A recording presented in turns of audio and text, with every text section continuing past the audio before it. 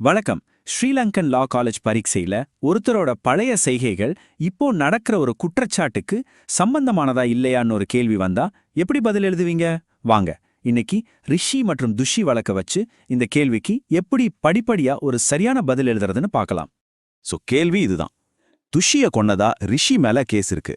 இதுக்கு முன்னாடி ரிஷி 2 தடவை மத்தவங்கள சுற்றுக்காருங்கிற தகவலை இந்த கேஸ்ல சாட்சியா பயன்படுத்த முடியுமா? இது அவரோட கெட்ட குணத்தை காட்டுறதுக்காகவா இல்ல கொலை செய்கிற எண்ணம் இருந்துச்சுன்னு நிரூபிக்க உதவுமா? இதுக்கான பதில தான் நாம இப்ப தேட போறோம். நாம இந்த பதில ஒரு 5 ஸ்டெப்ல அணுக போறோம். முதல்ல கேள்வியோட மைய பிரச்சனை என்னன்னு புரிஞ்சுக்கலாம். அடுத்து நமக்கு உதவுற சட்டமான செக்ஷன் 14 பத்தி பார்ப்போம். அதுக்கப்புறம் கொலை எண்ணத்தை எப்படி நிரூபிக்கிறதுன்னா ஆராய்வோம். முக்கியமான கோர்ட் கேஸ்களை பத்தி பேசிட்டு கடைசியா இதை எல்லாத்தையும் சேர்த்து ஒரு கச்சிதமான பதிலை எப்படி எழுதுறதுன்னு பார்த்து முடிப்போம். இந்த முழு வழக்கினுடைய ஆணிவேரே தொடர்புடைமை, அதாவது ரெலவென்ஸ் அன்ன ஒரு வார்த்தை தான். சிம்பிளா சொல்லணும்னா, ரிஷி இதுக்கு முன்னாடி மத்தவங்கள சுட்டதுக்கும் இப்போ துஷிய கொலை செஞ்சதுக்கும் சட்டப்படி ஏதாவது சம்பந்தம் இருக்கா? இதுதான் நம்ம முதல்ல பதிலளிக்க வேண்டிய கேள்வி. இங்க நாம ரொம்ப கவனமா இருக்கணும். சட்டத்தோட நோக்கம் ரிஷி ஒரு கெட்ட ஆளு, அதனால இந்த கொலையை செஞ்சிருப்பாருன்னு காட்டுறது கிடையாது. அது தப்பு. ஆனா இந்த குறிப்பிட்ட சம்பவத்துல கொலை செய்யற எண்ணம், அதாவது இன்டென்ஷன் அவருக்கு இருந்துச்சான்னு நிரூபிக்கிறது தான். இந்த ரெண்டுக்கும் நடுவுல ஒரு மெல்லிய கோடு தான் இருக்கு. சரி, இந்த எண்ணம் தொடர்புடைமைன்னு பேசுறோமே, இந்த சிக்கலை தீர்க்க நமக்கு உதவுற சட்டப்பிரிவு எது? அதுக்கு தான் நம்ம எவிடன்ஸ் ஆர்டினன்ஸ்ல செக்ஷன் 14 இருக்கு.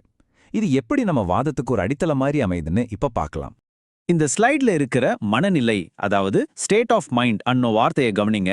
இது எவ்வளவு பரந்த அர்த்தத்தை கொடுக்குது பாருங்க. இன்டென்ஷன், நாலேஜ், குட் ஃபெய்த், இல்வில்னு எல்லாமே இதுக்குள்ள வந்துடும்.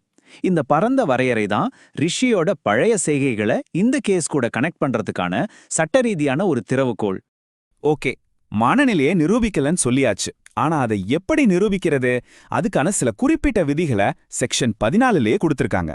வாங்க நம்ம கேஸுக்கு ரொம்ப முக்கியமான சில விஷயங்களை பார்க்கலாம். இந்த விளக்கம் ஒன்னு போதும் விஷயத்தை தெளிவா புரிஞ்சுக்க. நீங்க கொண்டு வர்ற சாட்சி ரிஷி பொதுவாவே ஒரு வன்முறையாளர் தான் அப்படின்னு காட்டுறதுக்காக இருக்கக்கூடாது.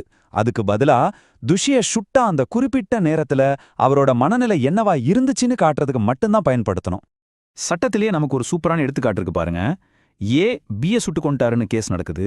ஏ இதுக்கு முன்னாடியும் பிய சுட்டிருக்காருன்ற தகவல் பிய சுடுற எண்ணம் அவருக்கு இருந்துச்சுன்னு காட்ட தொடர்புடைமையானது, அதாவது ரிலவெண்ட்னு சொல்லுது. இது அப்படியே நம்ம ரிஷி துஷி கேஸ்க்கு பொருந்தது இல்லையா? சரி, சட்டம் என்ன சொல்லுதுன்னு பார்த்தாச்சு.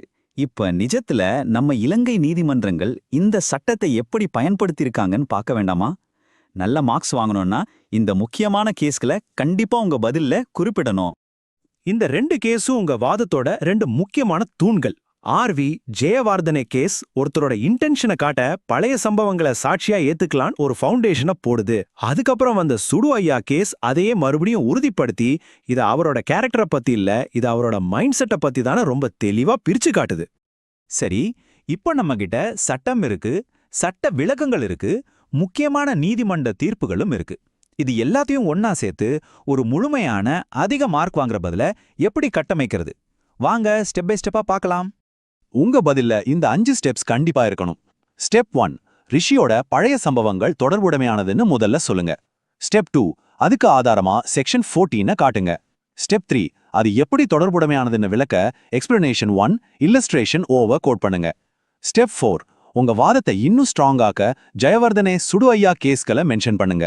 கடைசியா ஸ்டெப் 5, இந்த சாட்சி அவரோட குணத்தை நிரூபிக்க இல்ல, அவரோட இன்டென்ஷனை நிரூபிக்க தான் ஏத்துக்க முடியும்னு முடிங்க.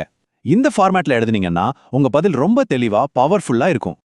ஆக நீங்க பரீட்சையில ஞாபகம் வச்சுக்க வேண்டிய மிக முக்கியமான விஷயம் இதுதான்.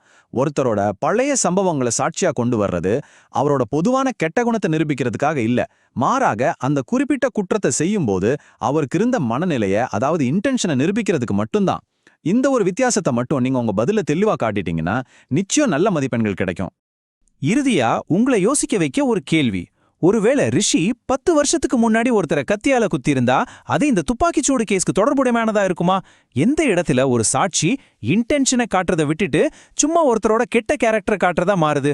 இந்த எல்லைக்கோட்டை சரியா ஆராயறது தான் ஒரு சிறந்த சட்டமானவரை அடையாளம் காட்டும்.